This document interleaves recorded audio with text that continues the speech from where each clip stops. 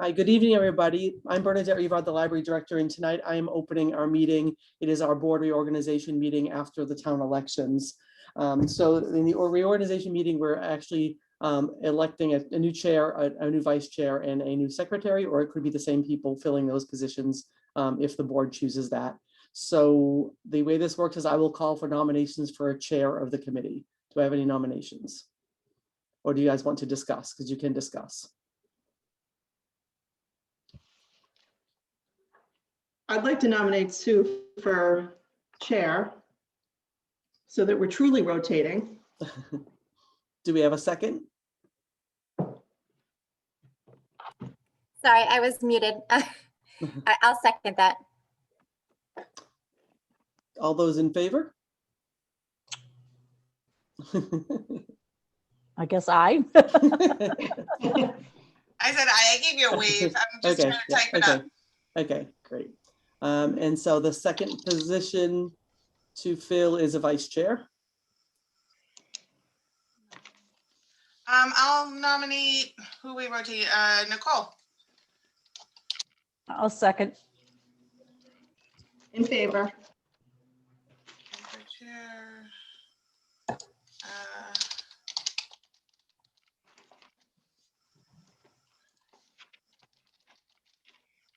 Are we all set? Yeah, everyone voted yes? Nicole, did you vote yes? Yes, sorry. Okay, that's Something's wrong with my computer. It's freezing.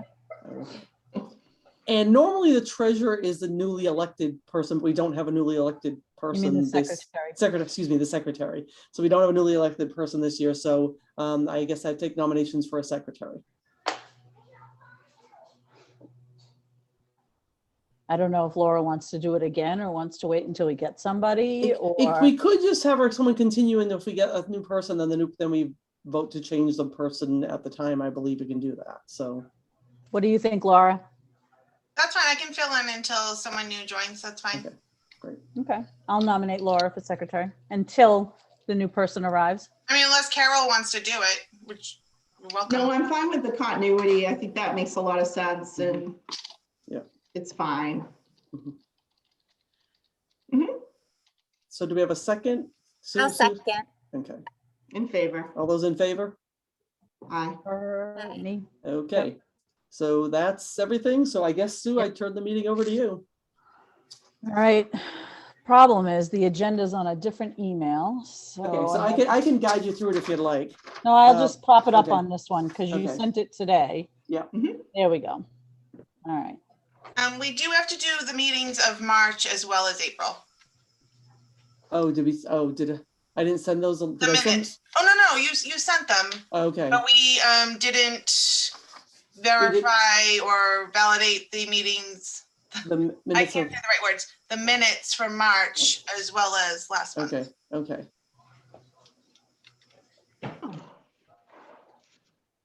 Okay.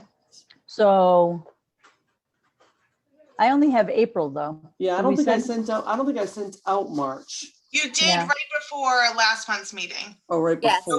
It wasn't, Oh, it was sent because we sent it out. I sent it out late last month, right? That was right. it was like a couple hours Or before. before the meeting. That's right. Yeah. All right, give me a second then. Just a question. So the nomination passed, how am I wording that? So all were in favor and the appointment was made Yeah. The seats were filled. I don't know and the appointment, I'll just. whatever. Yeah. All right, hold on. In favor. What, Miss. contract discussion, meeting materials.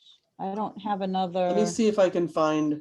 Oh, wait a minute, here we go. Yeah, I have them. So they were sent on April 8th.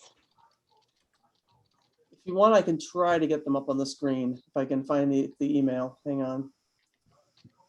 I have them. Okay. Yep, I have them too. Does anyone need them, or do we just want to proceed? I have them and read them already, Okay, so I can make okay. a motion. Do you want to make a motion to approve both of the minutes, March and April? Yeah. Okay, so I'll make a motion to approve the March 2021 and April 2021 minutes. Thank you. Yep, I'll second that. All those in favor? It's just me, aye. Okay, perfect. No correspondence? That's I'm, great. I'm so sorry. Who seconded? Carol, I Carol. did. Sorry. The correspondence, actually, I've added Amy's resignation email to the correspondence, just so it's in the official record that's in the record, okay? Okay. So now I'll do the financial report. We had $209.02 in income to the users fee fund and $333.32 to the gift fund from the Friends of the Library for a total of $542.34. We had three batches of invoice payments this month, so I'll just go through them line item as is required. The 4/14 batch, April 14th, building and maintenance supplies, $101.80. Books and periodicals, $1,517.74. Gas, $1,397.39. Equipment maintenance costs, $81.98. The gift fund, $321.22. Building maintenance costs, $1,015.51. And janitorial supplies, $67.70 for a total of $4,503.34. The April 28th batch had $833.97 in books and periodicals, $325.36 from the gift fund, $458.60 in office supplies, and $48.32 in janitorial supplies for a total of $1,765.97. And the batch from yesterday, 5/12, was $46.92 in building maintenance supplies, $1,817.72 in books and periodicals, $150 in dues and memberships, $927.16 in gas, $81.98 in equipment maintenance, $244.77 from the gift fund, $2,310 in building maintenance costs, $60.73 from office supplies, $111 from janitorial supplies, $127.49 from the technical maintenance account, and $175 in COVID expenses. So the town has given us some guidance on things that we can start spending COVID money out of because of the new funding they've received. So we bought more of the hands-free paper towel dispensers for the rest of the building. So the total is $6,052.77.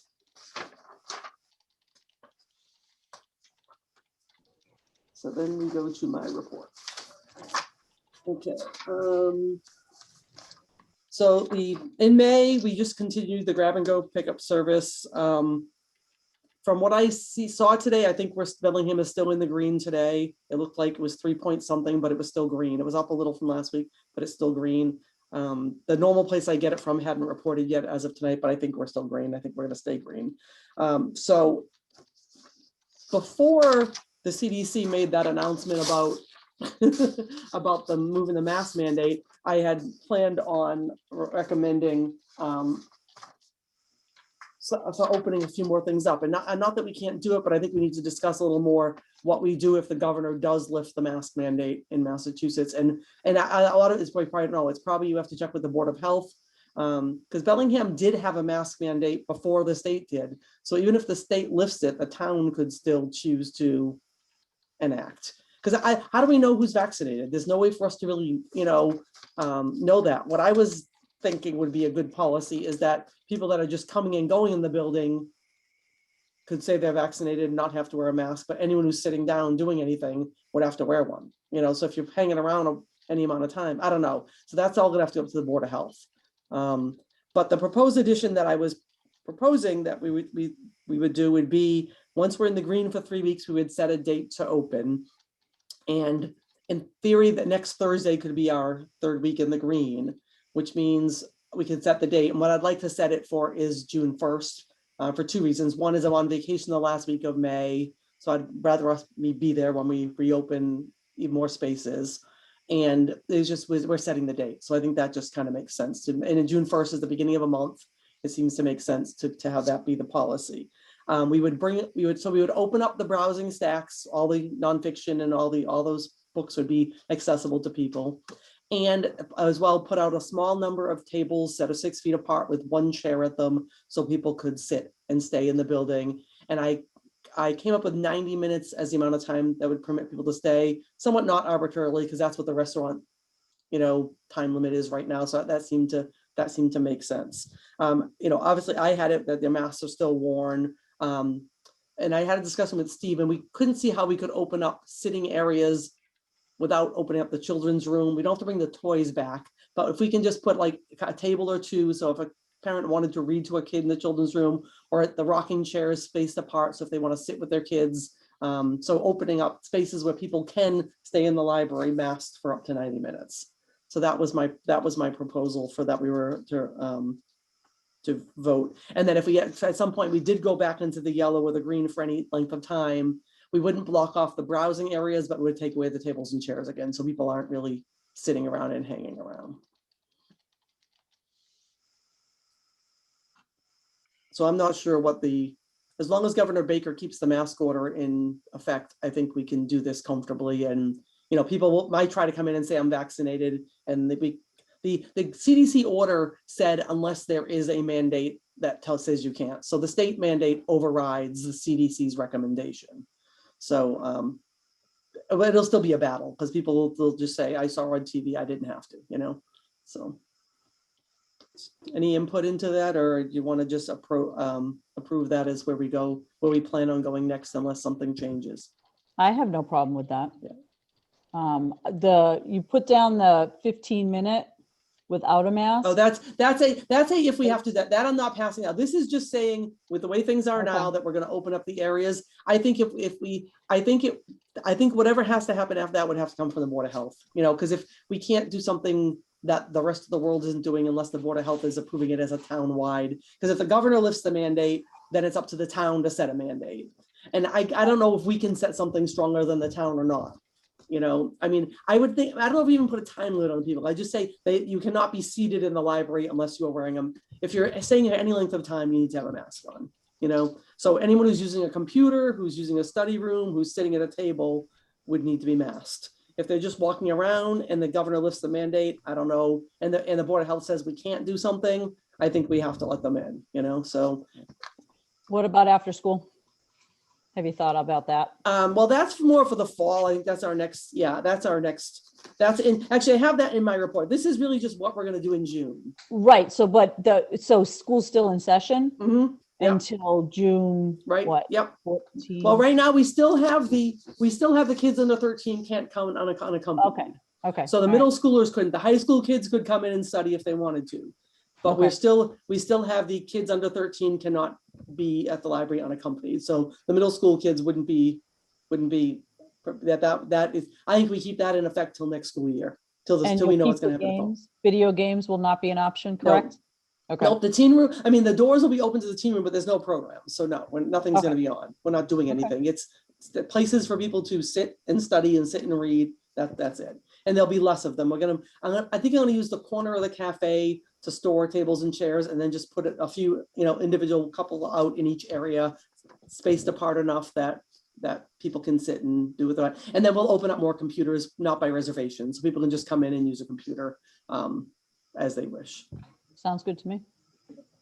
So I think we just have to go with this, hoping Baker keeps the mask mandate on, and if he lifts it, then we'll have to figure out, we might have to have an emergency meeting, or I don't know if you guys want to talk about some, maybe we do what we did before, that we have a smaller committee that can just make the decision, so you guys don't have to meet again.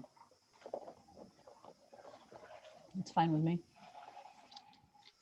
I mean, it was Amy and Nicole last time, so I don't know if because then we could just have a informal Zoom call, the three of us, and decide what the library's going to do without having to have a full board meeting, unless everybody wants to be involved. Does anybody want to take Amy's place?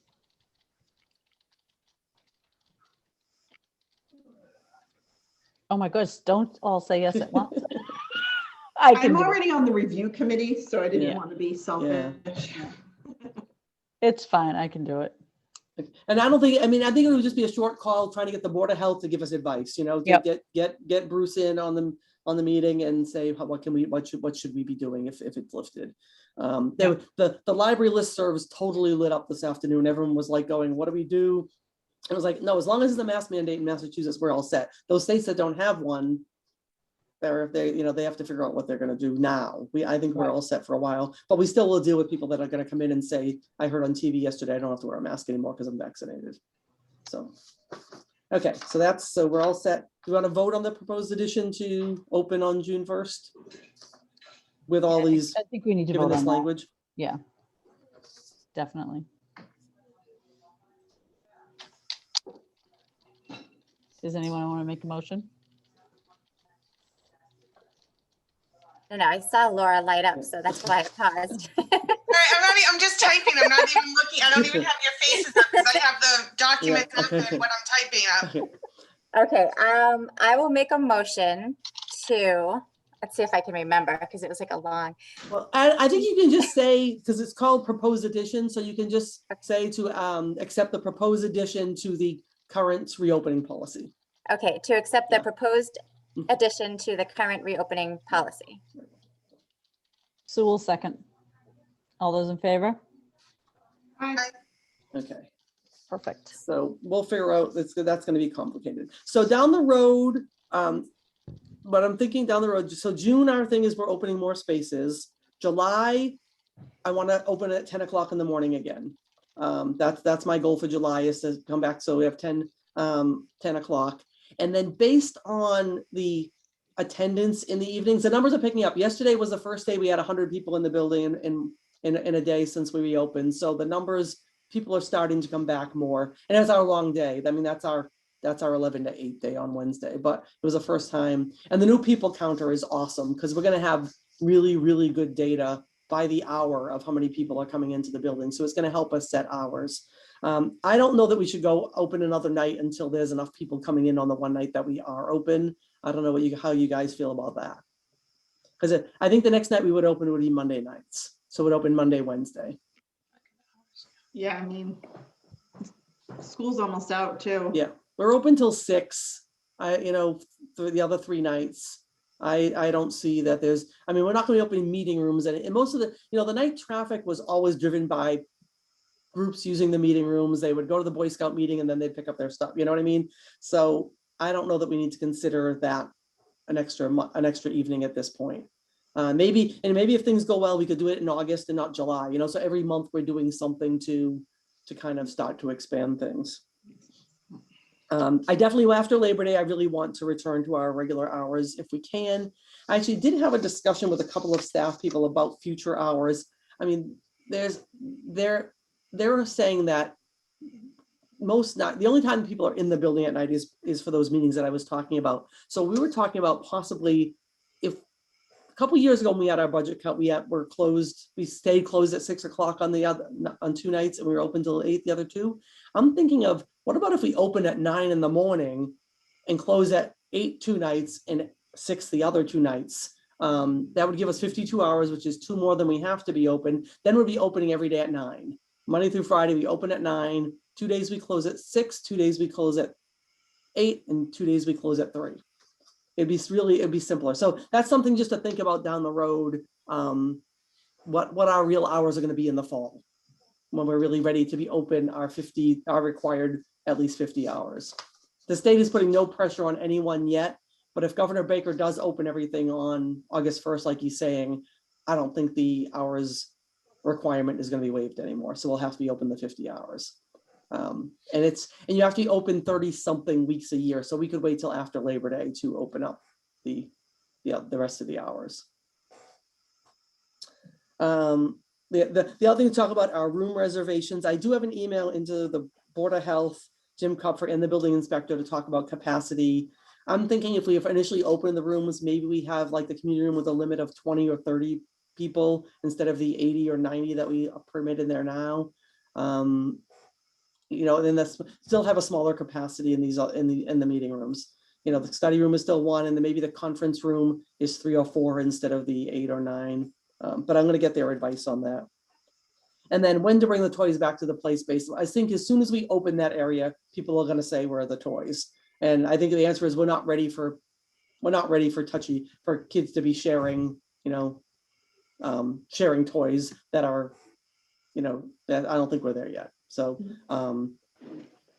So So school that's- age kids, just so you know, because, I work with the kindergartners, we have, if they use anything, yeah, it goes into the to be sanitized Right, bucket and then right. it gets cleaned and then they can Right. reuse it again. Yeah. But again, that's markers and stuff like that. But school age kids would be right on top of that Yeah. because they've been doing it all school year. So But maybe, I for mean, little maybe we're kids, talking about, we're talking the toddler, we're not talking about the toddler space, because these are really, like if Diane is able to resume the programming in the September, then she can use that method. We have the fogger. And Yep. Steve was even talking about, like, he could fog the room between programs when he has the preschoolers in there. If he does a story time just between the Mhm. rooms, between the programs, fog the room. But And just if all they the touch, if they use something, it has to be like just that one child gets to Right. use it. They can't switch things around and right, yeah. you know what I And mean? you can't make toddlers, that's not gonna happen with toddlers. They're just gonna, they'll throw things at each other, unless we have cordoned off areas where this kid plays in this area, and it's just not feasible at this point. So the play area space will be open with some tables and chairs for people to sit, and they can play with their own kids socially distanced.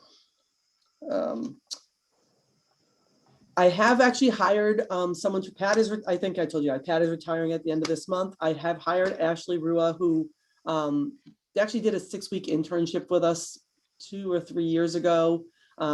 She was getting her GED through a program in Milford, and she lives in Uxbridge, and she was so enthusiastic in the interview. So Ashley has been hired. She's got her paperwork to work out for the town, and hopefully she'll be on board within a week or so. So we'll get her trained before Pat leaves at the end of the month.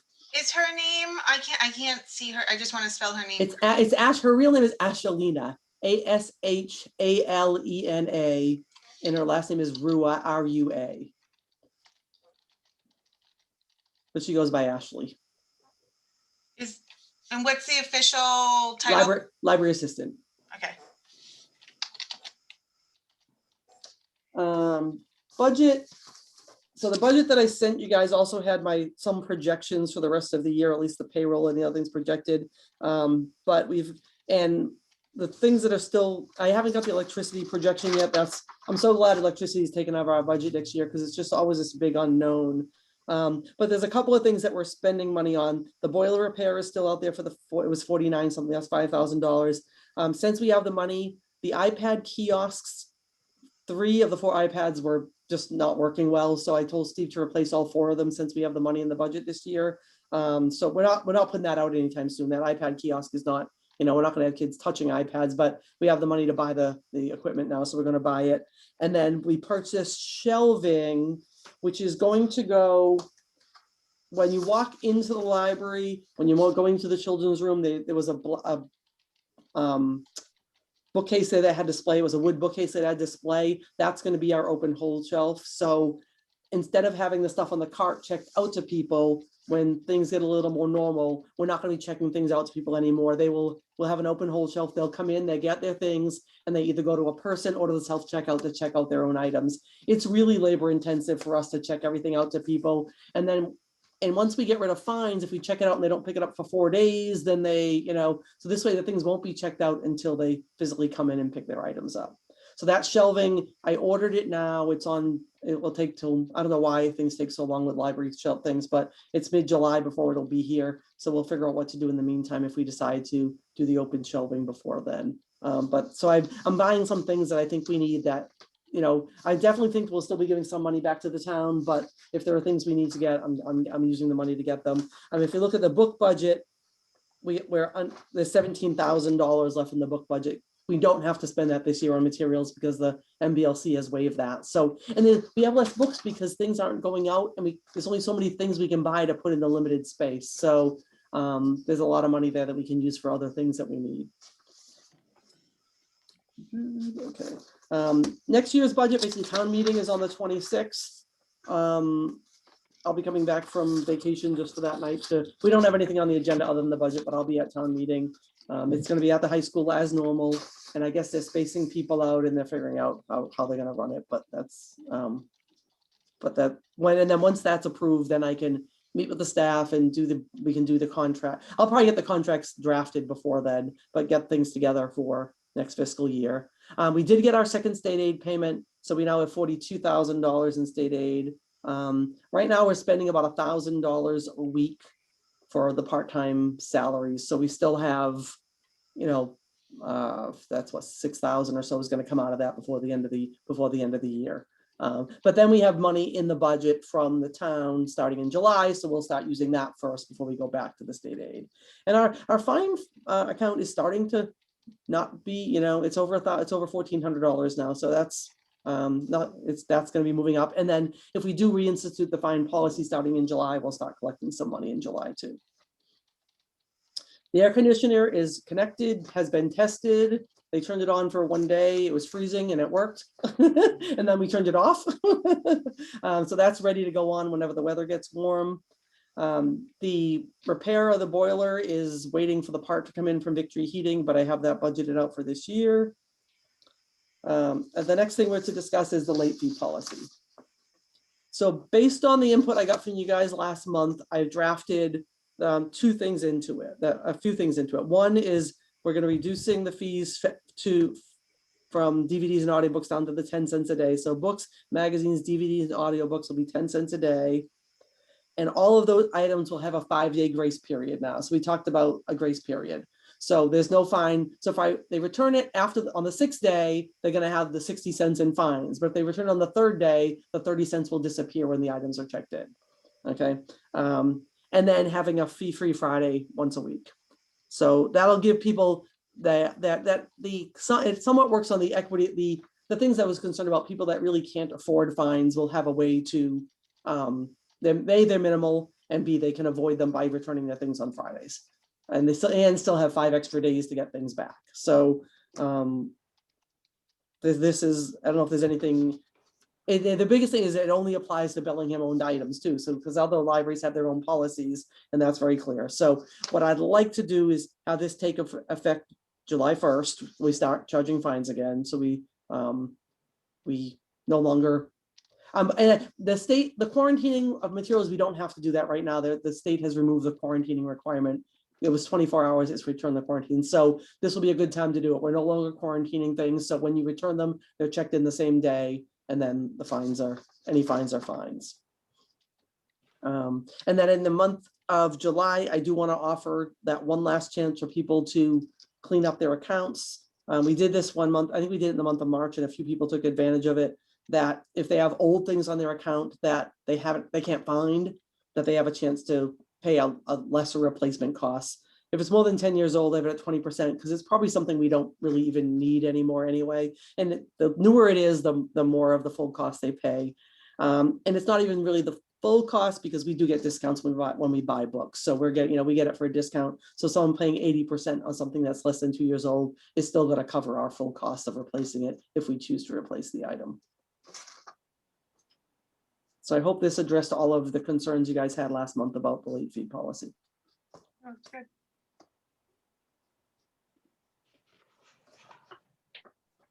Do we need a motion? Yep.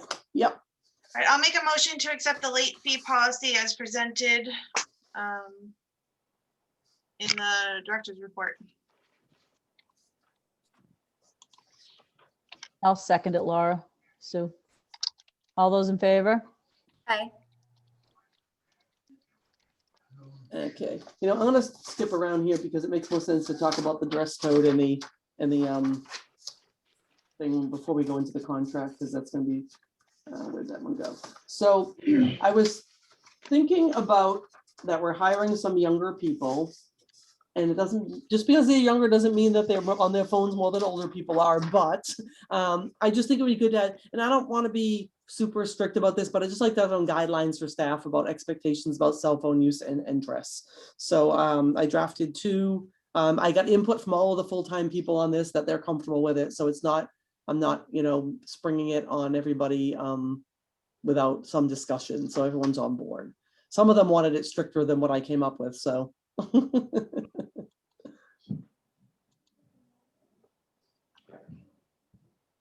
So any discussion or?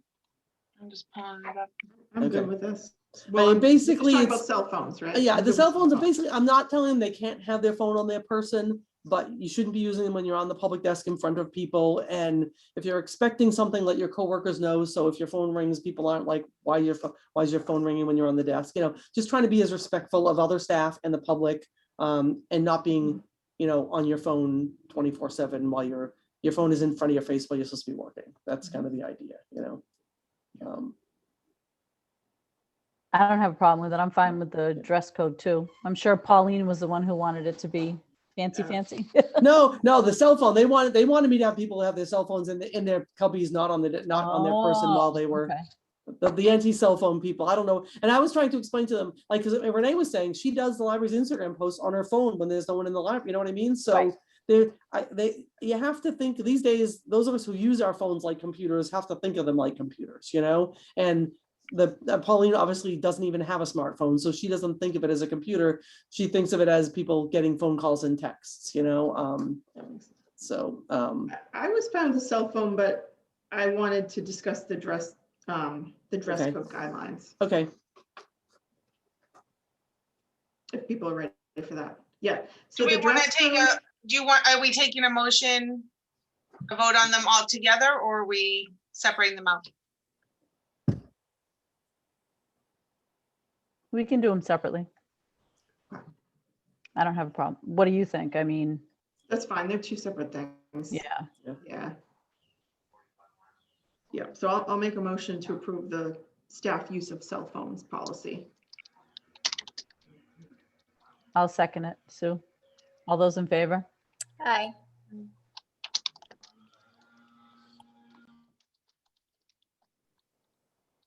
Okay, so Carol, what's your comments on the dress? I think it could benefit from having more detail in the description of what is an acceptable guideline for dress. Just based on some of the things I've worked on, I've run into as a member of management in my job. Mhm. So sometimes things will come up where people wear things that weren't in the dress code. You just didn't even think they would think that's okay to wear. And so it wasn't in the dress code yet. And so after so many of those, that's kind of how we were able to put together that dress code as a company. So people would surprise me, like, I don't know, like someone might think, for example, spaghetti strap tops are not acceptable for work, but someone else might feel that that's okay. A lot of things are normalized depending on, where you're getting your news these days or whatever. So things like, I'm not saying I have an issue, but here are some examples of things I've run into, and I don't know if they would across the board be okay with all of you or not. So for example, tank top, spaghetti straps, graphic tees versus solid tee, flip-flop style sandals, shorts, house short, and leggings. Again, we don't have to go into this much detail, but I just wanted to kind of generate some thinking around it, because you might think, ooh, yeah, who would wear short shorts? Well, I had someone at Milford that wore like what I would call pajama bottoms, like plaid, plaid pajama bottoms, and I was trying not to put any don'ts in it. I was trying to make it a do's statement, not a don't statement. Yeah, that was kind of my. So are you thinking I don't know, business casual or conservative, or maybe some categories of things that we're used to hearing that we could a little bit more be like, oh, okay. Yeah, because I mean, literally, Steve wears t-shirts and sneakers every day, and that's appropriate for what he's doing with kids, and especially if there's a day that I know I'm gonna be moving bookshelves, I'm wearing sneakers and a t-shirt. You know what I mean? So I think that's what I try to address, the function of your job at the time you're doing it. I mean, we don't really have a problem with the dress. We don't have staff that have dress issues.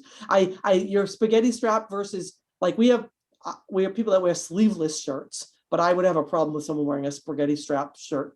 That where's your bra? Is what those kind of things. That's the thing. So that's a really good example of that is acceptable to a lot of demographics to wear the spaghetti strap with the bra. That has become the norm for so many people that we might think it's kind of obvious. Right. But if you're thinking that would bother you, then maybe something more needs to be built into this. Is what I wanted to raise. I guess to some degree, what I'm hoping is that, you know, as you bring on new people, they see what the norms are of the other staff. And I mean, that's the, you know, I don't know. I was hoping not to make it a don't statement. I was trying to keep it positive. I was thinking when I read this, maybe to add, and I agree, I don't think, to me, I think you can say business casual or professional dress or something like that, and Mhm. not have to write, don't wear this, don't wear this, don't wear Right, yeah, this. okay. So, But maybe like some kind of wording that says, I know it says no formal dress yeah, code, but right, business casual could be jeans, you know, like right, it's I right. work in a business, everyone's frozen for me. Can you guys hear me? Yes, we can hear you. Yeah. You are frozen, but we can hear you. Now we can't. Hello? Yeah. I can hear you, Nicole. I mean, I think of Giz business casual as, to me, are jeans business casual? Because I personally wouldn't consider them that. I haven't worked in a real office in forever, Yeah, but no, they can be yeah, with a nice top. I mean. right. Yeah, I I mean, haven't as long worked as in it's said. HR, but I think the most important part of this is what you have for jeans. Mhm, yeah. Not being darker in color, but clean and neat. I think Yeah. it's more right. what you're looking Yeah. for instead of, oh, it looks like we lost Nicole. Yeah. I'll look for her to come back in. Yeah, it's and generally, I mean, the older, the more faded your jeans are, maybe the word faded is something we needed to add for jeans. I mean, I have Jeans to are- say honestly, and maybe this is just for my kids, Yeah. it's hard to buy jeans that aren't faded in some area. Yeah. And Yeah. well, you're right about the younger folks coming in, but Mhm. this is always something you can revisit so that if you find that one or two staff are not following this policy Yeah. and you're coming in with the spaghetti straps or the tank Yeah, tops and you right. don't think that that's appropriate, I think you And- just say that's not the intent of our dress guidelines. right? You know, And that's if they Yeah. start to like argue with you or whatever, not agreeing with you, we can reinstitute a new Yeah, policy. That's not, you 'Cause know, even I don't have a problem with walking shorts that go down to your knees, you know, in the summertime, because why is that different than a skirt that goes, it's actually probably more covering than a skirt that goes to your knees, you know? Well, But they're yeah, not really wearing shorts that go to their knee. I mean, it's fine, as long as you're comfortable once people start showing up and you're hearing the flip-flops snapping Right, every yeah, time they walk across, yeah. then you're in the position where you Well, then have to say, that's up to you. The how thing you with wanna- shoes that are there. interesting in the library is we have a lot of people that start off wearing sandals and then decide not to because you roll a book truck over your foot once or you drop a book, you know. So a lot of people start off wearing sandals and then they decide it's not a great idea because it's, you know, there's things that get in the way. So I would like to keep it this simple, and then if we need to go back to it and you know, I mean, I can add the word business casual in there somewhere. Listen, libraries on formal dress code. Maybe, but like, there's not a formal dress code. However, business casual attire is recommended. Right after that, the library does not have a formal dress code for staff. However, business casual attire is recommended. yep. And then staff has the flex, because to me, business casual for guys is generally like polos and khaki. You know, I think of khakis and polos for business casual. You don't need a tie.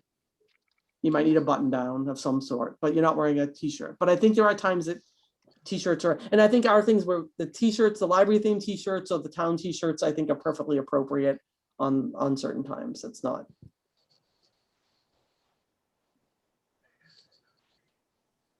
I'm fine with it. Okay, so I will add that language into it. The library does not have a formal dress code policy. However, business casual attire is recommended. Okay, and then the staff has the flexibility to dress. Because I think that's it. There is some things. If you're working with watercolors or paints or something, you're not going to be wearing your good clothes that day. Even if you have an apron on, you should be able to wear something that you're willing to get damaged if something happens to it. Okay. So we'll need a motion for this if everybody's acceptable with it. Yeah. So I'll make a motion to approve the staff dress guidelines with, do I say like with the I have the noted addition changes. of- With the changes, yeah. with the changes? What do you think? I can second. All those in favor? Aye. Okay. The contract is pretty much, there's just a couple of issues. Everything that's in red on it are things I just need to fill in for whoever's position it is. And just so you know, I'm talking with Amanda about her current title is youth services librarian, informally teen librarian. We're talking, because she's taking on some other responsibilities, we're talking, her and I are on a discussion about what her actual title will be going forward. Because we have the new job description already done with her new responsibilities that'll start on July 1st. But I think because the skills she's getting are more than what a children's librarian does. So looking at what, and I don't know what the title is going to be, but we'll have it before next month before we present the contracts. The only things that are really up for that we have to really finalize are that I'm reviewing staff after Springtown meeting when I have the budget numbers, when we know the raises, what the raises can be, and that for you guys to review me, it's 3 years is this complete review process, but in the between contract years, you'll evaluate me based on what the library's strategic plan goals were for that year. So we'll list the goals. I'll probably just write something up that I present to you. These were my goals for this year. This is how I did. And then you can evaluate based on what I did. Because there is something that said really you should be doing some kind of evaluation every year. And that would be a lot simpler. You don't have to get input from anybody else. You can just evaluate based on, does that make sense? Okay. Yep. As far as longevity, it is up to you guys whether to provide longevity to staff, and there are department heads that get it. My recommendation at this point, because it has to be budgeted, is that we just wait till the next 3-year contract to talk about this again, because we don't have it in the budget for this year. So I think we wait 2 years. I'll put it on the agenda before we do the budget 2 years from now, before the 3-year budget is up, and then we can talk about if we want to add it in, but it's got to be budgeted, and we don't have a budget for this year. So I don't want to put something in the contract that we can't fund. And the same thing for the accruing 1.5 sick days, 1.5 vacation if you don't take sick days for 3 months. That's in the other union contracts. And I think we wait the 3 years. So we just do those 2 new things at the same time, which will be a nice bonus to those people that are, that year they'll be getting extra vacation time, and they'll be getting a longevity payment. The vacation days, that we're just going to be recorded in days instead of numbers, instead of weeks. And then for new employees, I added new employees earn 5 days, so they get 2 weeks. New employees get 2 weeks vacation, but they earn 5 days after 6 months of service, and after 6 months, the other 5 days are accrued 1 per month. So they can take, after they've been with us 6 months, they can take a week's vacation. And then the 6th, 7th month, they will accrue 1 day, the 8th month, 2 days. So they'll have, by the end of their 2nd year, they'll have another, by their 11th month, they'll have another week of vacation that they can take. Does that make sense? It does. I have a question. I thought when we talked about the maximum number of days to be carried over, but didn't we talk about a time for those carried over days to be used by? I don't think we talked about that. I'm gonna get down to 10 before July 1st too, because I'm taking 2 weeks in the next few weeks. So we could put a, so if someone is earning, most of us now that are here are earning the 15 or 20 days because we've all been here a long time. So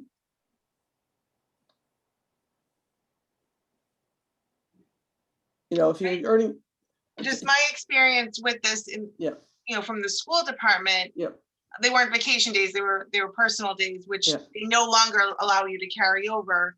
Right. Yeah. You had to use them by October 30th. If it's 10 days, that's 2 full weeks. I could see having it used by December, because if it's by December 31st, and I'm fine with adding that in if that's what you guys would like me to do. If I'm alone on this, I think if you can only carry 10, like 2 if weeks. you can only carry 10, you're going to have to use them before the end of the next year anyway, because you're only going to carry 10 or lose them. Right. So giving people the flexibility to use them whenever during the year they want might make sense to me also. So if I'm going to get 20 and I've carried 10, I have 30. I gotta use 20 before the end of the next year before I'm gonna lose some. So wait a minute, can you just say that again, Bernadette? How you just said that? Okay, so I've carried over 10 days, which this will be reality for me this year. I'll carry over 10 days. I earn 20 for the new year, so I have 30 days. I've got to use 20 before the next July, or I lose, so I'm only carrying 10. So you're never going So to do we carry more put- than 10. I was just gonna say, do we have to put something in there that states that you can only carry the 10 vacation days It each? says the employer may not take more than 10 vacation. 10 Where's It's it? self-limiting. The Oh, maximum yeah, days. maximum. It does. The vacation time cannot be carried over with written request to approval of the employer. So you guys approve it, and the maximum days that can be carried over is 10. That's Okay. in there. So that's it. That's I what's in would the 10. I would put that date cap on though, well, used by December 31st, 30th, whatever, or forfeited at that point. For those 10 days. So the 10 days. Yeah. Okay. I mean, so that's my proposal. It doesn't, I'm that's not- up to you. What do you guys think? Or at least 5 days. Do you know what I mean? Because you don't want them to all of a sudden decide that in June, Yeah. they're gonna take 4 weeks because they have 4 Yeah, weeks. right. Yeah, vacation. right. Yeah. I mean, well, well, they can't take it all. they without- can't take more than 10 days without approval. I can't. Right. So if I'm going, like, if I go away for 3 weeks, I have to ask you guys permission to do so. So no one can take 10. So they can't. And what happens with our union people is they get their vacation year is January to December. They're on a different schedule. But it happens every December. Pauline isn't around because she has so many days she hasn't used that, and they can only carry 5. They carry 5. The union people, I think, can only carry 5. So there's a scramble at the end that everybody wants, Barb, Ann, and Pauline all want Christmas time off because they've got use or to lose it days. This year I got on them because with COVID, they all had a lot, and it's like, you got to start using them before. We did that last fall because I can't have you all out in December. Yes, I know you all have a lot of time because we couldn't go anywhere, but Right. stay home and clean your house, do something, but you need to use the Well, time. So just to, and there could be a policy, and not to, over, Mhm. guideline everything, but there could be a policy that, first come, first served. There can only be Right. so many employees to take off. they're pretty good about that. Oh, And I'm sure yeah, they are. Yeah. Like the dress code and, Yeah. cell phone use, but it's just to put it in. Right. Someplace, and I don't know what the union contract might address that by longevity too. People that have been there longer get first dibs on time off. That Which I'm not usually sure if happens. that's in there. I'd have to look at that too, because but yeah, That would be good to know. Yeah. I'm fine with having asking it to be used by a certain date. It would be too. Yeah, I don't know. Yeah, if I haven't taken it by It's July, I'm easier probably to going to take one. follow. I'm probably going to take one in the summer. So asking me to use one more, they'd probably both be used by the end of the summer more than likely anyway. If it was me. It would be easier for people to follow if you did just put at the end of the year, so they didn't have Okay. to try to think about Okay, the the whole next thing. is 10. Just say, because then like most places of work have this, like if I don't use it by whatever Right. that date is, I know Okay. I don't get them. So And I think it's okay for you yeah. to manage that Right. and remind people like what you said you did. I think that's really Right. great. Yeah. That's probably all. the max, so the maximum days that can be carried over is 10, which must be used by 12/31. Yeah. Yeah. Okay. And then there's no question. Then they Yeah, can't say, yeah. well, I was confused or Yeah. Okay. Good. yeah. I don't think we need to vote. I think we can vote on the whole thing after we're done going through the whole. The people that are out sick requiring a doctor's note, we've had 5 days. If they're out for less than 5 days, for 5 days or less. So if someone's out sick a whole week, we don't require a doctor's note. If it goes into the second week, we do. It was 4 days before. I don't know if we want to keep it at 4. The school again is at 3 days, so It is at 3. I don't know Okay. that there's a need to link unless you've seen a lot of people. No, I'm fine. 3. Yeah, 3. It was 4 before, and there have been times that people have had to get a note for the 4th day. So. Hmm. I don't really have a preference. Whatever you guys want it to be, I'm fine, because it doesn't happen that often. And I mean, it was 4, so we could just keep it at 4 too. I don't mind keeping it at 4. Okay. Yeah, I don't see any. Okay. Yeah. Because then if you are out a whole week, you gotta go to the doctor. If you're out 4 days, you don't, yeah, okay. That And makes that's all we got, I think. Everything else is all set. The other ones are all the So- states, yeah. They only get 2 personal days? 2 personal days, yeah, Okay. Yeah. Do the union same thing, also get 2? Really? yeah, Okay. yeah. Okay. Well, the union contract is under negotiation right now, from what I know. Because when I talked to Beth about the June 19th date, which we're gonna discuss in a minute, that's a state holiday, and she said it's not a paid holiday for staff because it's not in their contract, so. It's a So we Saturday. get 3 personal days in the school system. Oh, do you? Yeah, I get 3. I'm a 10-month employee and I get Oh. 3. I'm a 10-month employee, I only get 2. I'm not in the union. I was in the union, but my new position is not a union position. I'm not as left as you. Oh, you know, what can you do, right? Okay, so we're gonna, I don't know if we need to vote on that. That's just, I don't think we need to vote on the contract yet. Okay. The last thing I have voting is that June 19th. So our June 19th was supposed to be our last Saturday open for the summer because we generally are open until the day before Father's Day. But last summer, Governor Baker signed it, making June 19th a state holiday. It is the day that commemorates the end of slavery. So I really don't think we should be open. And so it's just pushing our date back 1 week. So June 12th will be our last Saturday that we're open for the summer. Like I said, and if they're bargaining now, if they don't bargain in for the union contract, I think we have to talk about, does the library stay open or closed? And I don't know how we do, I don't know if they don't get it. I mean, the only other state holiday we're closed is Patriots Day, and that is, they get paid for that. So I would assume the union would bargain to get them paid for a state holiday, but we'll see what happens there for next year. So I just like a vote to close a week earlier than we normally do on Saturday.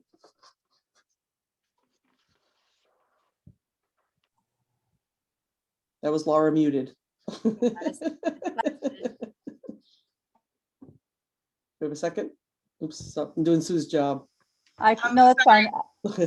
Sue will second. Looking at a document and then typing, Oh, you guys yeah. all go away. So I'll make a motion to push back our last Saturday open to June 12th in observation of the June 19th holiday.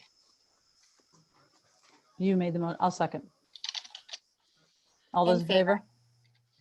Aye. Perfect. So let me just go through a couple of statistics and then we can move on to your guys' discussion of the review. Our circ was down a little bit in April. March was a busier month for checkouts, even though it was the same level of service, a couple hundred, actually exactly 200 less items. Although there was more, it's probably because we're closed, because April has a holiday that March, that's right. So March doesn't have any closed days. April had Patriots Day. So that one day is those 200 items. So that explains that away, because our April average circ per day is actually higher in April than it was in March. It was 184.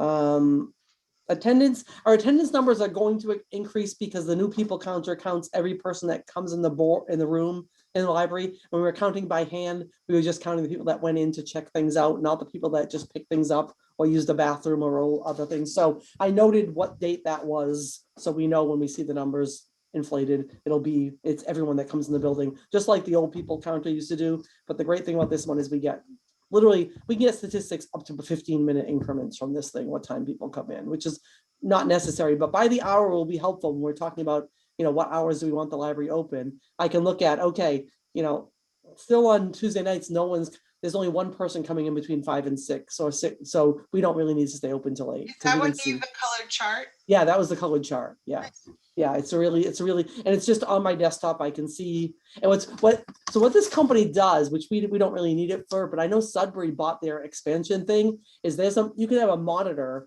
that shows ins and outs. And so say the occupancy of the library is 100 people and 50 have come in and only 12 have gone out, it would say 38 on a big screen. So, and it'd be green. But if you reach the point where you have full capacity, the screen turns red and tells people they can't come in. So it's really kind of it has a lot of cool expandable opportunities. We bought the basic package. The full system installed was $2,000, and it's $300 a year for service, which I look at as a buck a day. We'll get really good statistics on people coming in the building. So I looked to a lot of libraries for recommendations on these, because the one we had before was just in the door, and you walked in, and every day you had to go read the number off of it. And every time someone came in with a delivery came in with a box, they'd knock the thing off and it would be broken. It was just, this thing is mounted in the ceiling where people come in the door. There's no, it can't, and it's online. The numbers are easy to get to. No one has to do anything. So it's really convenient. And then, we're open more days. Things are starting to look up, hopefully they'll continue. The numbers are really good. We have less cases in Bellingham now than we've had since November. So not as many. We were down to 1 at one point. I think it was in August or September. We got 13 today. So hopefully that'll drop off and we'll be back a little more back to normal. That is all I have. So I'm going to turn it over to you guys for your discussion of. Carol, do you want to talk about it? Because you typed it up and did such a great job. Oh, sure. Yeah, I mean, probably the most helpful document is the one that just lists out all of the recommended updates that we're suggesting. And probably one of the biggest ones is around not making people make so many decisions of what to rate. Because we want to do the survey. We still want to do the survey, but we can just do the broader categories, and you might get, I don't know, more accurate responses and make it easier to analyze after. Sue had been through this before, and she shared that, she's like trying to add up the numbers. I think that was a great idea to just do the topic rating and not the nitty gritty of each item in the topic. Yeah, and then that flowed into, well, then let's give everyone the opportunity to put a comment at the end of each section if they want. Right. Yeah. If they have something to say. And it might just make it easier too, because sometimes if someone could be a little vague in a comment and it's what just at the end, you don't really know what it refers to. Sometimes I've been in that position before where I'm like, I don't know what this means and I don't know who wrote it. Yeah. So, but it's, it's the same process. So, and then there were just some tiny little like phrases to updating, moving a couple things around. We thought it was a little light on the financial aspect, but those mostly belonged under trustee questions, so it was moving those, right. And pretty much doing that. We did talk about for a little while about if there's how you want to weight the fact that someone might be a full-time member versus working a few hours. If we thought that would be a good thing to discuss today. Do you think it matters? Do you want them to indicate who they are? They can still keep it anonymous, but I mean, not indicate who they are, but indicate if they're full-time or part-time. That was another idea that came up, but that's pretty much it in a nutshell. And hopefully it wasn't too confusing, but in addition to the list of changes we were suggesting, we provided the original survey form, and then we provided the updated survey form where it's what I was talking about, the comments after each section and not itemizing each thing they have to rank. So is the plan to hand this out to staff for them to like put in an envelope like you did last time, or are you going to do a Google form, or what do you want to do? Yeah, well, we talked about, I mean, do you want to give insight on last time? Like, should we bother? I can make a Google form really easily, but we also want to provide a hard copy because I know there's probably going to be some people that only want to do hard copy and add it to a folder. Do you think it's worth doing a Google form too? Because I don't mind doing it. I might, this group probably will. Other than think you guys don't know their handwriting, so, and I'm not going to look at them. What we did last time is we had an envelope in the trustee box where you guys used to sign the bills, and I distributed the forms to them because the form is the form, and told them to put it in that envelope, and I did not touch the envelope. The envelope was there, so I don't know if that's secure enough for you guys or how you want to do it, but. That's, that seemed to work last time. And then, if someone comes in and one of you guys comes in and checks that if they're all there or not, or gives them a deadline, sends out a reminder, and, gives them a deadline to do it and sends out a reminder, I think. And so those are good things. And then the other document, the fourth one that I provided for this was, Sue and I felt like it would be helpful to create a checklist of what this process is so that next time, just because it's not something that happens every year and sometimes it passes hands. So this way, if we're all in agreement of what the process is, we can kind of keep that as a template for next time. So that's what that reflects. I always start with a few things I already did. I like to X off things so I feel accomplished. Right. Yeah. Did a few of them. So any feedback's welcome.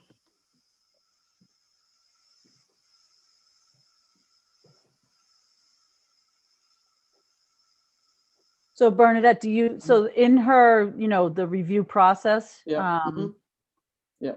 Carol typed in who it would go to, but so do you want all staff to get it? And I think it'd be good to have everybody do it and just, and I think Okay. I think asking them to circle full-time or part-time is the way to go. Because then Okay. you can decide how much you want to weigh okay, what their input is. Yeah, I think that, okay. yeah. So I, all staff and trustees then? yeah, all right? staff and yeah, the trustees, yes, yep. Yep. Yeah, I think we just add, I think you can just do, the thing you have is perfect. Circle whether you're a full-time member or a part-time member. And then you guys know you don't have to do that because you're trustees. So you'll know what yours, Right. what yours looks like. Right. Can you clarify, are the trustees only supposed to fill out that last section typically? No, I think they filled out the whole thing last time in prior iterations of it, right? For things that you can, Respond I to. know, you can definitely, initiative, judgment, the quality of work. I think you guys can judge on those things too. Yeah, especially now that it's more general. Yeah, yes, yeah. All right. I like her the review process, the changes to be made. I think that we touched upon just about everything. I think it looks great. So you have sending this out on Monday, responses by June 4th. Yep. Okay, That way we can Yeah. get it ready by the June meeting. yeah, right. We're not meeting the 11th, we're meeting the 8th. Right. But they'll still give you plenty of time to put it together, which is great. We need to analyze it too, Right. once we Yep. get all Yes. the responses back, Exactly. that's the other thing. I think most of them will probably be pretty good about completing it pretty quickly. I think the answer thing will be to send an email reminder. If you did, I wouldn't even come in and check. I would just say maybe on Friday, the 22nd or whatever, send out an email saying, hey, if you didn't get it in this week, can you please get it, Yep. please get it in as soon as you can, because if you get them all before June 4th, the sooner you get them, the sooner you can start Right. doing the. And so how many are we expecting minus the 4 of us? How many? There's 12, not including me. So 12 and 4, so there'll be 16 total. Is this Okay. where we would ask you to leave the meeting so we could summarize what we're finding, or is this what the committee's doing? I can't recall back 3 years or 4 years rather. So I think the So when we committee made did the it- report. So when we did it, last time I did it was with Ken Hamway. So, and Lisa Hanson, so that was a really long time ago. Mhm. Lisa I remember Hanson and doing I, 3 or 4 years ago Yeah, with yeah. Amy, but Yeah, I remember doing it in the history room. right. So I don't recall whether that was at a normal meeting and we just, was it just the 2 of you? Because no. everything I read is you couldn't go into I think you can't go into executive session for review. It's got to be done in a public meeting. Now, I would be fine stepping away while you guys discuss I things. think I don't. that's what we did. I think, yeah, I could say I don't want to do that because it's a public meeting, but I'd be fine doing that. Stepping away while you guys discuss. It just might be easier though too if we're in person. Right. What are our thoughts on that? What, being in person in the community room? Yeah, I would recommend the community room as a space so we have more room. I don't have a problem with it. I would love to be in person. Okay. Yeah. Okay, so I have a suggestion as far as if we're going to do in-person meetings. Since the library is open on Wednesday nights, would moving the meetings to Wednesday nights make sense? Because if the doors to the building have to be open when we do these meetings, we're in the community room, the gate, I mean, if we close the gate, I guess could be down. Can you remind me what time we're open till on Wednesdays? We're open till 8 on Wednesdays. I can't come on the 16th though, if that's what you were Okay. thinking. Typically on a Okay. Wednesday, it's not a problem, but Okay, I definitely cannot come on the 16th. okay. That's all. That We week can is talk, a little talk nuts, about that too. for the we can talk about that for the future because we can just put the gate down in the building and the doors are open until the meeting's over. That's fine, people, that's, We the could problem is, also meet people in will wander person. in and wonder why no one's providing service. That was my concern about doing it on a night we're closed, is that people will they'll wander in and wonder why the door's open and nobody's there to wait on them. Well, is it something where we could meet in person and have a virtual meeting for any community members that want to attend? So I'm working on that right now, and hopefully tomorrow morning, Karen Jasinski is planning on coming to the library. What I really want to get set up is that we can do hybrid meetings. So we can do things in person and have, I guess they do it at the Arcan room. They have some kind of a speaker where I think that's everybody, how the school committee's doing it, where Right. they're in person, but you can Right. call in. right, people, right. So then, because then the library doors wouldn't have to be open and, or maybe we could talk, if we don't have it set up by then, maybe we could talk about us having the meeting in the Arcan room. So we're there and that thing is available. So we can be in person, and then the option is available. I'll talk to Karen tomorrow. We can figure out what we're going to do. But I think in the long term, if we're going to be doing it in person, we probably should think about doing it on Wednesday nights until we're back to being open on Thursdays. And I guess that's only, if we don't do it in June, it is only 2 months, because hopefully in September we'll be back to being open on the 4 nights. So it might not be worth changing. Okay. If we do, Well, I mean, we can I always, would just need to switch back to 7:30. What's that? If we do switch to Wednesdays, Yeah. I just need to switch the time from 7 to Oh, 7:30. okay. Yeah, I'd rather be 7 and done. Is there a night we can meet at 6? I Not would do during that if baseball we had season. to. yeah, Yeah, not that's during right. baseball season Yeah, for me. yeah. Anyway, Although Thursdays is not, there's no games on Thursdays, so that's good. Yeah. So I could meet for Okay. 6 on Thursdays. so let's plan on me stepping out of the room next month while you discuss it, the initial part, and then you'll call me back in when you're ready to present it to me. Okay. Okay. I'm sounds good with good. that. So just so I'm clear, because I've got a lot going on that week. So this is going to be on the 17th, and it's Right. going to be in person. That's the tentative plan. I think we Okay. have to figure out how, because we can always just have people come in the community, put the gate down and let people come in. No one's going to show up. What's going to happen is people are going to show up that want to check something out of the library is what's going to happen. that was my concern about doing it. Maybe we could just put a 17th is sign. the last day of school for Bellingham Public, so Okay. I don't think a lot of people are going to be out and about looking. Okay, yeah. Yeah, you put a sign on the door too, and I'll just put the library closed, trustee meeting here, meeting, yeah. trustee meeting only Yeah. or something. Yeah, no, that's fine. Yeah, that is when everyone I mean, gets out I don't that care if week I and- just picked the 17th because it was a week later that I could make it. If you wanted a different day, I'm fine with that. But if the 17th works for everyone, let's just keep it there. And if all That goes works well, fine for me. if I have the technology set up to make the people hybrid, we can Why remote, don't we push back from the 10th? And I'm just. because I'm on vacation because I'm turning Okay, 60. sorry. No, I had something in my head and I just couldn't remember. I'm on vacation that week, so and using up my vacation time, so I only carry over 10 days. Okay.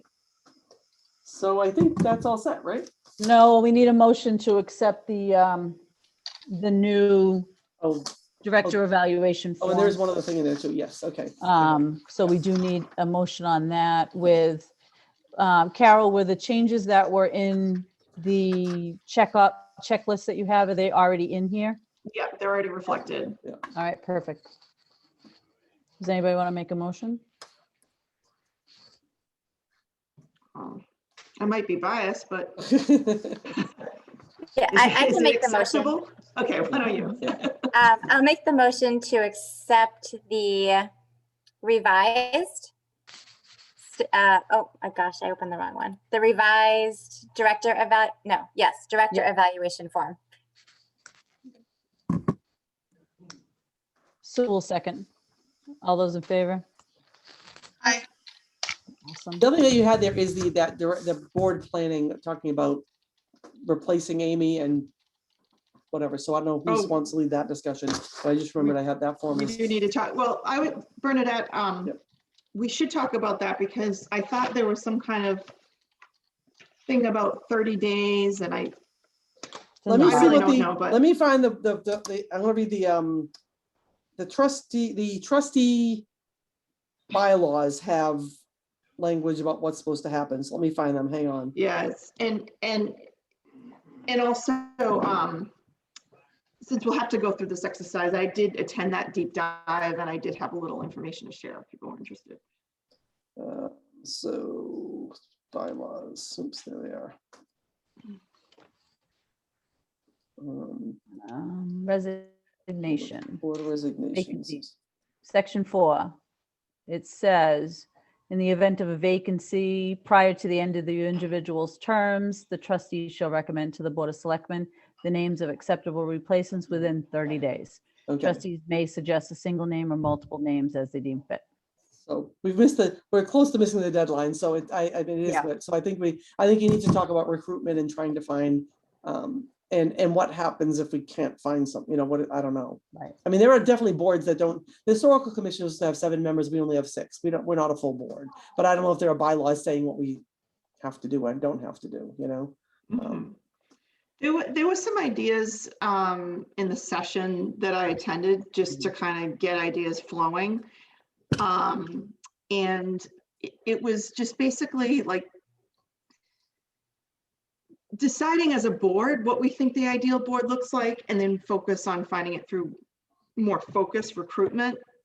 So, and a lot of what they talked about was diversity, and making it known to the community that we are looking for a board member. So, I mean, someone else actually remarked on the meeting that I was on that like they didn't even know there was a library board until he got involved. So, I don't know how much we want to do that. I don't know what we've done historically, but getting that information out there in the community could help open up diversity versus people that we all know and are more in our circles. Because you can, when they, like other town appointments, there's an application. So you can put out and I think we can talk to Hillary about what the application looks like, because you could say there's an opening on the library board, please complete an application, then people submit, because it asks for, I did it for the historical commission, it asks for your education, why you think you'd be good and all these other things. And then if you had applications, then as a board, you could go through those applications and you make the recommendation to the selectmen as to who of those applicants you think would be, that you'd like to see fill the seat. Mm-hmm. Do you want me to talk to Dennis tomorrow? I'll try to figure out if what the procedure should be. Because I mean, I it think sounds that was like, because I think last time we did it, who did we do that? The trustees, it was somebody, You Not have to me. bring it in front of the selectmen, right? After right, but you it was, appoint. the selectmen, I but it was did. when, no, I know you did it, but before that, Yeah. it was when somebody moved out of town and we actually recruited, was Nicole, were you appointed the first time or did you run the first time? I ran. You ran. So was, Yeah. I'm gonna, What, Rebecca? Was it Rebecca, Rebecca? yeah. Rebecca. Well, Rebecca moved and then we had her seat was open, I think, or was she Oh, appointed? not Rebecca. That was the other person. Didn't, I thought she was- didn't Cavosa? Didn't Lisa Cavosa? Lisa Cavosa came back at one point Yeah. to fill something, right? Well, But wasn't she just ended, I think. I don't think she ended at a time, right? Right, but Right, Lisa, I think Lisa came back to fill a seat because she had moved back to town and something was open. Yeah. Yes. So, and at that point, that was a joint, technically this says we make the recommendation, you make a recommendation and the trustee and the selectmen appoint. So, so I think an application process might be a good idea. And how would we let people know that we're accepting applications? What would we utilize? How would we do that? The town website, the library website, Facebook, we could get those, Okay. Do we So need let to me have like ask- an info night so they know what it's even like? oh, what that this might be role a good, even that is? might be a good thing. Because I have friends that joke about like that I'm a librarian. I'm like, you guys, I Town need new librarian. friends, Right. No. I mean, usually what I've done in the past is being open to talk to people individually about what's involved when we've done our own recruiting, tell, what the commitment is. And, but yeah, it could be that we do a public session saying do I don't know if you want to make it that complicated, but you could saying the library is looking for people to serve on our board, come to our, library trustee info session, and then submit your application. But And, someone has to plan what that presentation is going to be. Right. right, yep, so there's work around that. And another thing that came up was, like having a teen advisory or, well, is there an age that you need to be? I think you need to be 18, you need to be electable, so you need to be 18. Okay. All right, so you have to be 18. Oh, Yeah. oh, so that. You also so have I'm to not be a su- you have to be a registered Registered. voter, I believe, to be an elected town official. Okay. So that's good information that would be in that. Yeah. That we disseminate. I don't know where a teen advisory board fits in Yeah. with that, but There a lot of things have just an ex officio team member just to attend the meetings to understand. So there's input from that community, and we do have a pretty non-diverse board. yeah, I mean, and I don't want to hit people over the head with this. Yeah, right, But yeah, you saw the matrix yeah, that got attached. yeah, That just gets ideas flowing, like, Right. we don't all need to fill this out right now. right, yeah, right. But it does get you flowing Mhm. for ideas of, well, what does diversity mean in this context? What can it mean, I mean, I think you look at the diversity of the community and we have, what is the, 4 out of 5 members being, but maybe, 20%, having one member that, I mean, in the past, when I first got here, we had 4 men and one woman. So that's totally flipped in the number of years I've been When here. I joined, we had 2 men on the board. Yeah, yeah. Hmm. Yeah, so there was Yeah, me too. but Russ and Michael for me. yeah, We had Russ and it was Ken. Ken. and Yeah. and then I'm trying to think there was, Ken was the last male, I believe. yeah, I think. Mary Ambler was the woman. I forget who they all were, but yeah, it's flipped. So would the library be the one who would be sending the original post out and then we would all share it? Yeah, that's what I yeah. Okay. Because the trustees don't have a Facebook page. So I think we put the post on the library website and we just share the library website link, that's so Okay. it's an official, it's not just a Facebook account, it's an official library notification that I think, I don't know, preparing something maybe for the next time this happens. Maybe this time we just get the applications out, you look at the applications and you see what you get, and then you make a recommendation. And I think you can keep in mind these guidelines or these diversity things when you're looking at the applications too. Yeah. Do any of the staff have any thoughts? Because I was recruited by either Barb or Pauline. I can't remember which one recruited Lisa Mhm. and I at the Yeah. same time. Well, when I was a trustee, I was recruited by Shara, who was the director at the time, Yeah. so, because I went to library school with her. So, yeah, I think that's definitely, they'll, and I can ask them to, if there's anybody they think would be good, share the link and let them. I ask them think to it apply. might be nice. I mean, not that we can, pick and choose, but I think it might be nice to have a senior voice. Yep. I mean, we're all relatively similar Yeah. in age and Mhm. have Yeah. similarly aged children, roughly. It might Yeah. be nice to have someone Yeah. with a different, viewpoint of what they want to see in the library. Yeah. Or someone younger. Yeah. Yeah. I mean, when I started, I had littles, but Yeah. I mean, it comes down to who applies, but getting the word out as much as you can that we're accepting applications, because I'll just verify that that's with Dennis, because that's how I got the historical commission. Even when Dennis called me and asked me to apply, but I had to fill out the application for the appointment. So Are you thinking that we're gonna have to stick to the 30 days or we lose the window? Is that? I don't think so. What you're- I don't think so. I don't I think there are lots of boards that have. Because I yeah. was going to say. Yeah. Um, No. We didn't do That'd 30 days before, I believe. No, I don't think we've ever. That's in our bylaw. I don't know that the selectmen are going to have a big Right. pool that they're, going to have names to just throw anywhere. I think they're Right. going to welcome. And I had to fill out that application in order to, You did? Okay. yes, I did. Yep. Okay. So I I think believe that's the. I think Hillary that's the sent path. it to me. Yeah, I Yeah. think she sent it to me. Right. I think it's actually just on the town website for appointment forms for people to, so Yep. we'd just have a link to that, put a little narrative about what we're looking for. I think you put a little bit that, meetings are generally held on the second Thursday. So if someone is never gonna be able to make a meeting, they know, you know what I mean? Right. You put those kinds of Yeah. things out up front. You know, we could put a link to the library trustee handbook if someone really wanted to read what Mhm. the responsibilities are. Yeah, so, And also, you know, contact information, like to the Right. trustee page that, with our information, if someone Right. has a question. question, right, Because I've had that, well, what do you exactly do? right, yeah. You know, I've Yeah. gotten that Yeah. question quite a few times. And that's one of those, if I think the contact probably should be, who's the chair now, Sue? Yeah. So I think you should be the contact. But if they want to meet with me for me to talk, I'll be happy to meet with people too. If they're, you know, if they have questions about what's involved, I'll be happy to meet with anybody. So, yeah, so we can put questions, contact you, put a link for your email, and then That's fine. they can, okay. So I'll iron this. So I guess Sue and you and I can iron out what the process is with Dennis and get it up and going. And then, you know, yeah, I could see even just wait until the next meeting, then when you have all the applications in, we can share the applications as part of the meeting process, and then we can discuss discuss them at the meeting. And I don't know, maybe we need to look into the bylaws and that 30-day window Yeah, and right. realize that in this day and age, it's not really an Yeah. acceptable timeframe, Yeah, it's fast. Yeah. especially that's a with good- COVID and good everything. point. Yeah.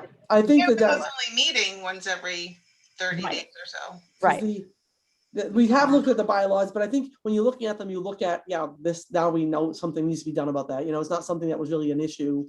So let's, Yeah. we can just add that to a meeting to change that number to 60 or 90 days or whatever you want to make it. Plus, when I get to that bylaw meeting, when we actually have one next Yeah. month, then I'll be able to see what other boards are doing. Cool. Any other business? No? Excellent. I'll call the meeting at 8:22. Great. Thank you. Have a good night. Thank you. You too.